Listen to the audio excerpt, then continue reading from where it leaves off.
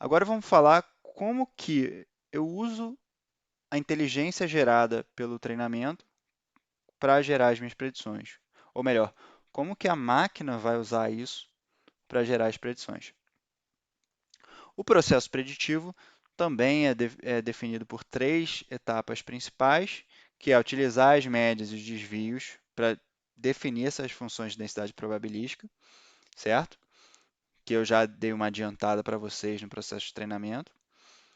O cálculo do vetor de probabilidade, que ele vai usar das funções de densidade probabilística acima para fazer esse cálculo. E, por final, ele aplica o teorema de Bayes para gerar as probabilidades finais. Então, como é que é esse processo preditivo?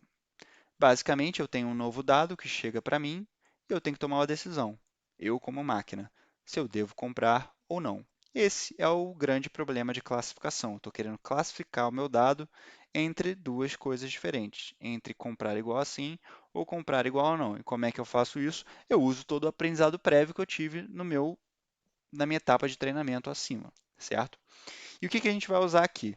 Basicamente, quando a gente está querendo gerar esse vetor de probabilidade, é, a gente vai usar como etapa anterior aquela função que eu já adiantei para vocês lá em cima, aquela função que a gente chamou de probabilidade, que recebe o valor, né, e um par, média e desvio.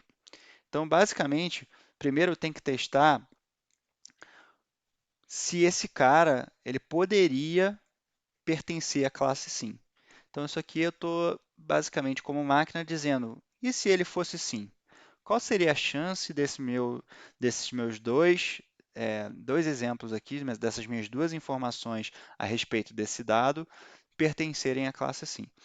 Que é basicamente a chance do preço médio da ação 15 pertencer àquela distribuição definida pelo preço médio da ação, tem que ser a mesma variável, quando devo comprar igual a sim, quando devo comprar, aqui, que é definido por esse par. E não basta eu calcular só a probabilidade desse meu valor 15 pertencer à distribuição relacionada ao preço médio da ação e comprar igual a sim. Eu também vou ter que calcular qual é a probabilidade do 25, certo? Do preço da ação hoje, porque ele também é uma informação relevante sobre esse meu objeto, que é definido por essas duas variáveis. Né? Então, eu vou fazer esse novo cálculo, em que eu vou pegar agora o 25 e a média de desvio definidas pelo devo comprar igual assim, né, que é esse cara, e o preço da ação hoje, que é esse cara aqui, certo? E aí eu vou fazer esse novo cálculo, que é a probabilidade com x igual a 25, a média igual a 12,5 e o desvio igual a 2,5, tá? E aí eu vou também ter que fazer o cálculo para se esse meu carinha pertencesse à classe do não vou comprar, certo? E aí segue o mesmo fluxo. Eu vou pegar o 15 e vou ver qual é a chance dele participar da distribuição de preço médio da ação, né? Quando eu não devo comprar, certo? E o 25 também para a distribuição de baixo, que é o preço da ação hoje e não devo comprar, certo? E aí eu tenho aqui o meu vetor de probabilidades, em que a probabilidade daquele cara que é definido pelo preço médio da ação 15 e preço da ação hoje 25, é de eu comprar essa ação ou de eu não comprar essa ação. Tá? E para eu comprar essa ação, o 15 tem que pertencer à distribuição definida por preço médio da ação e comprar igual assim, e, né, o E vira esse vezes aqui, e o 25 pertencer à distribuição definida por preço da ação hoje e comprar igual assim.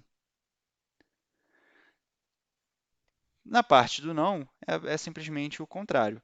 Eu quero ver qual a probabilidade do 15 pertencer à distribuição do preço médio da ação e comprar igual a não, e o 25 pertencer à distribuição de probabilidade definida por preço da ação hoje e comprar igual a não.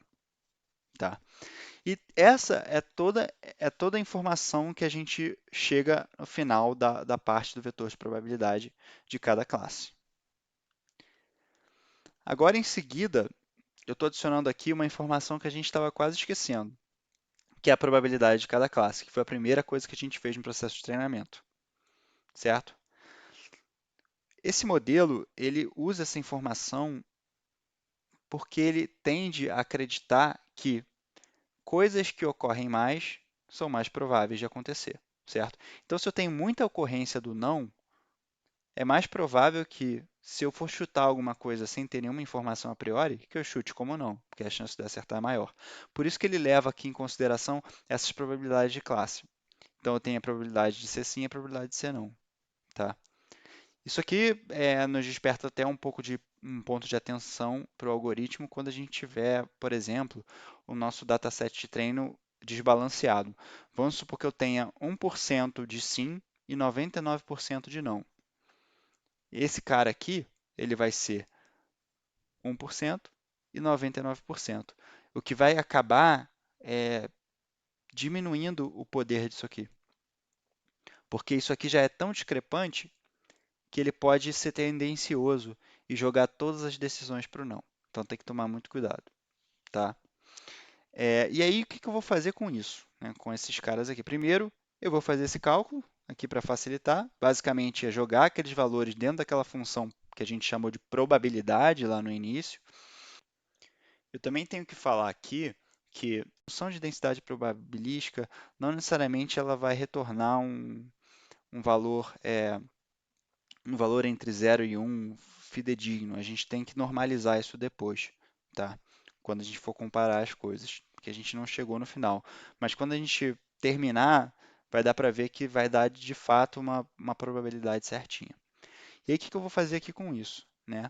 Eu vou aplicar o teorema de Bayes, que é nessa função aqui que eu chamei de Bayes, né? Então, eu vou calcular o Bayes para sim e o Bayes para não. E o base para sim, basicamente, é a probabilidade de ser sim, né? Que é definido por aqueles dois pedacinhos que a gente fez, né? Que seria esse 0,0004.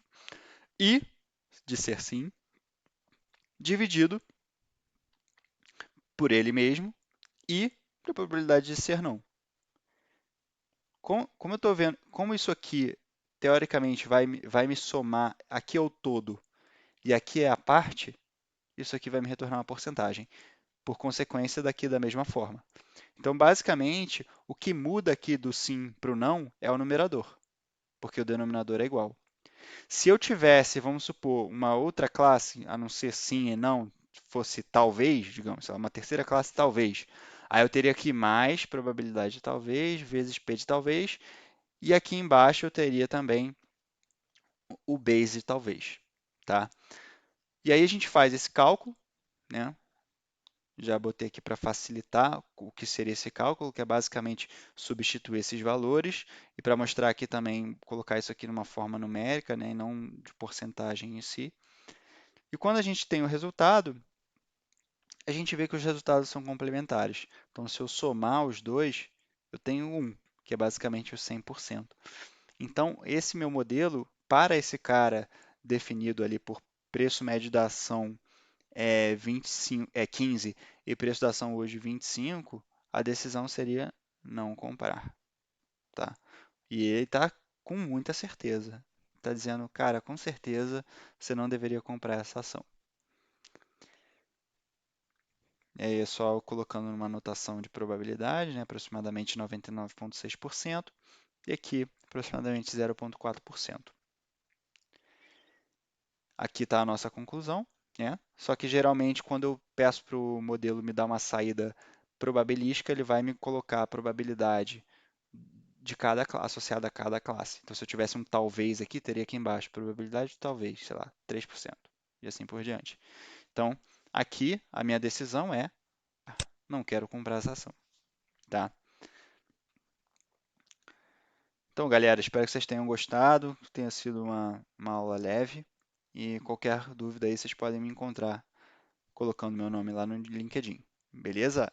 E agora vamos para a etapa em que a gente vai programar isso em Python. Eu peço que vocês façam junto comigo, porque é muito importante para a gente dominar ali o que está acontecendo por trás do algoritmo e fixar isso na nossa cabeça, para a gente não esquecer depois. Beleza? Vamos lá.